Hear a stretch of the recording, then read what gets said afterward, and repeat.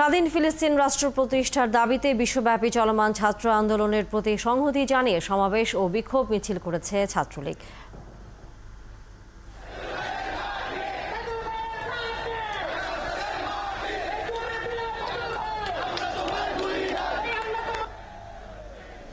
সকালে ঢাকা বিশ্ববিদ্যালয়ের মধুর ক্যান্টিনে ঢাকা বিশ্ববিদ্যালয় সহ বিভিন্ন কলেজে ছাত্রলীগের নেতাকর্মীরা জড়ো হয়। এই সময় ফিলিস্তিনের জয় হোক নামে নানা স্লোগান দিতে থাকেন তারা। স্লোগানের পাশাপাশি ফিলিস্তিনিদের পতাকা হাতে বিক্ষোভ মিছিল করেন তারা। বাংলাদেশ ছাত্রলীগের সভাপতি সাদ্দাম হোসেন সহ কেন্দ্রীয় নেতারা মধুর ক্যান্টিন থেকে পদযাত্রা নিয়ে রাজু ভাস্কর্যে জড়ো হন।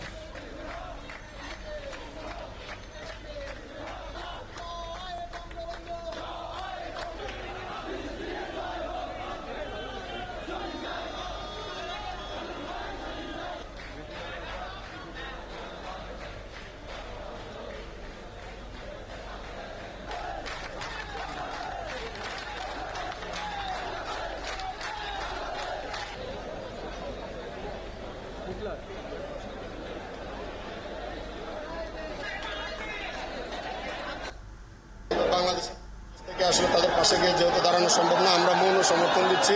বাংলাদেশ ছাত্রলীগের পক্ষ থেকে আমরা ফিলিস্তিনের পক্ষে আছি, আমরা শোষিতের পক্ষে আছি। ফিলিস্তিন সহ সারা বিশ্বের মানুষ আমরা শান্তি চাই, এতটুকুই আমাদের চাওয়া। শেকড় থেকে শিখরে। দর্শক, যুদ্ধ বিধ্বস্ত ফিলিস্তিনের পক্ষে ঢাকা বিশ্ববিদ্যালয়ের রাজু চত্বরে ছাত্রলীগের আয়োজনে চলছে ছাত্র সমাবেশ। আমরা সরাসরি সেখানে যুক্ত হচ্ছি।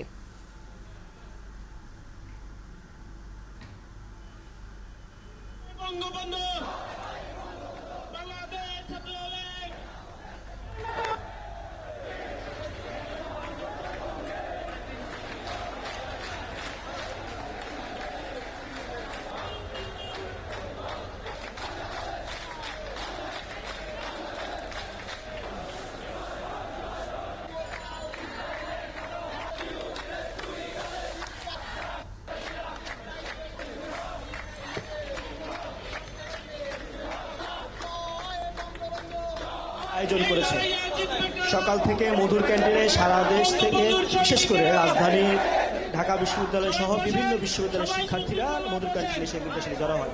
এরপরে কিন্তু তারা আসলে পদযাত্রা করেন পুরো ঢাকা বিশ্ববিদ্যালয় ঘুরে ফিলিস্তিনের পক্ষে অর্থাৎ স্বাধীন রাষ্ট্র প্রতিষ্ঠার দাবিতে এবং যুদ্ধ বন্ধের দাবিতে শান্তি ফিরে আনতে এই আয়োজন করেছে। সেই আয়োজন নিয়ে এখন তারা রাজু ভাস্কর্যের সামনে উপস্থিত হয়েছে এবং এখন কিছুক্ষণের মধ্যে ছাত্র সমাবেশ অনুষ্ঠিত হবে।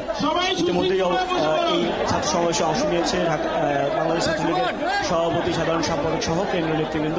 একই সাথে বিভিন্ন বিশ্ববিদ্যালয়ের শিক্ষার্থী এবং নেতাকর্মীরা কিন্তু অংশ নিয়েছে। তাদের প্রত্যেকেরই একই দাবি, এই স্বাধীন ফিলিস্তিন রাষ্ট্র গঠন করা। একই সাথে গাজা সহ যে সমস্ত দেশে বিভিন্ন ধরনের অত্যাচার নিপীড়ন চলছে, সেই অত্যাচার নিপীড়নের বিরোধী তারা ফিলিস্তিনের পক্ষে এই আয়োজনে নেমেছে। আমরা একটু শুনতে চাই তাদের বক্তব্য। কালিয়া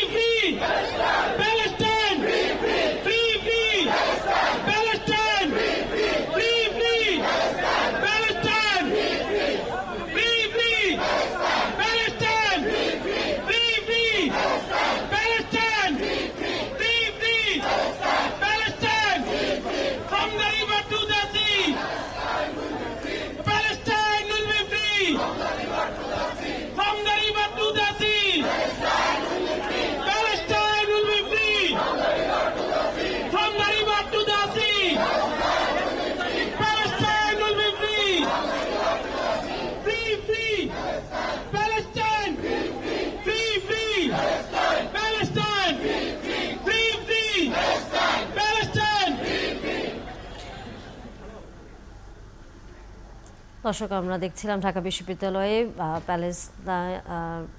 ফিলিস্তিনিদের পক্ষে সেখানে ছাত্র সমাবেশ চলছিল এবং সেখান থেকে বারবারই বক্তব্য আসছিল যে ফিলিস্তিনিকে মুক্ত করে দেওয়া হোক, এবং আমাদের সহকর্মী সাজিদ সরকার সেখানে যুক্ত ছিলেন। সর্বশেষ খবর তিনি সেখান থেকে জানাচ্ছিলেন।